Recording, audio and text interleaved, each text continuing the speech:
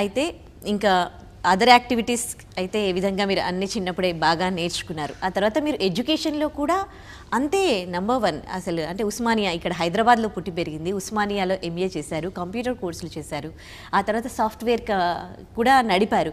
కానీ పెళ్ళయ్యాక బ్రేక్ పడినట్టుంది కదా?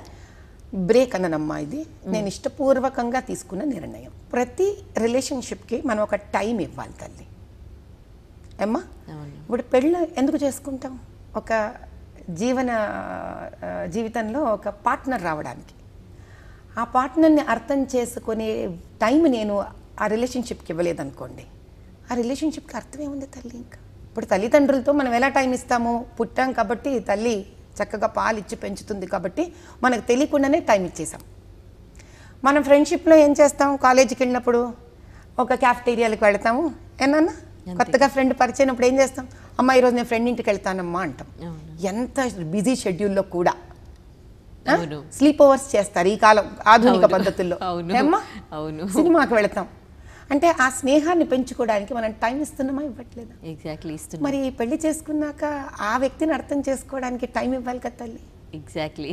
ఇంకా నేను నా జీవితం నేను బతికేసే మాట అయితే ఇంకా బంధుత్వం ఎందుకు మనకి? ఇంకా ఏమ్మా ఎంత బాగా చెప్పారు.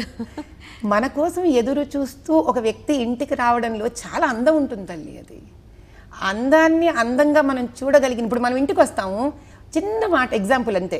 నువ్వు చక్కటి మొక్క వేసావు తల్లి, మీకు తెలియకుండానే మీరు ప్రతిరోజు వచ్చేది మొలక వచ్చిందా మొలక వచ్చిందా మొలక వచ్చిందా అని ఎదురు చూస్తారు తెలుసా? అది ఎదురు చూడడం. అలా భర్త ఇంటికి వస్తాడు భార్యను చూడడానికి, తాను కొత్తగా బంధం వేసుకున్న స్త్రీని చూడడానికి అలా పరిగెత్తుకుంటూ వస్తాడు ఆయన.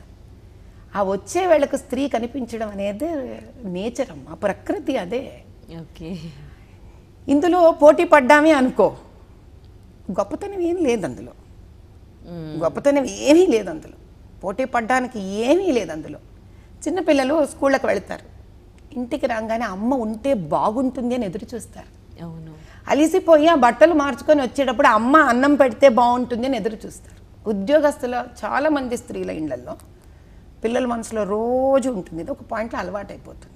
అందుకే సండేస్ వాళ్ళు చాలా హ్యాపీగా ఫీల్ అవుతారు చిన్నపిల్లలప్పుడు. ఆ రోజు అమ్మ సెలవు పెట్టుకుంది అని అంటే వాళ్ళు కూడా ఈ బంకు కొట్టాలనిపిస్తుంది స్కూలు చిన్నపిల్లలప్పుడు. పెద్దవాళ్ళు అయ్యాక ఈ ఇష్టాలు పోతాయి వాళ్ళకి. ఎందుకు అని అంటే ఆ ఇష్టాన్ని నిలబెట్టుకోలేని స్థితి మనం కల్పించాం కాబట్టి పిల్లలకి, అంతేకాని వేరే ఏ కారణమూ లేదు అందులో. అలా నేను బ్రేక్ అననిది ఇంకొక కొత్త జీవితానికి నాంది పలికాను. ఓకే. అక్కడ ఆ ప్రయాణాన్ని అర్థం చేసుకునే ప్రయత్నం చేశాను.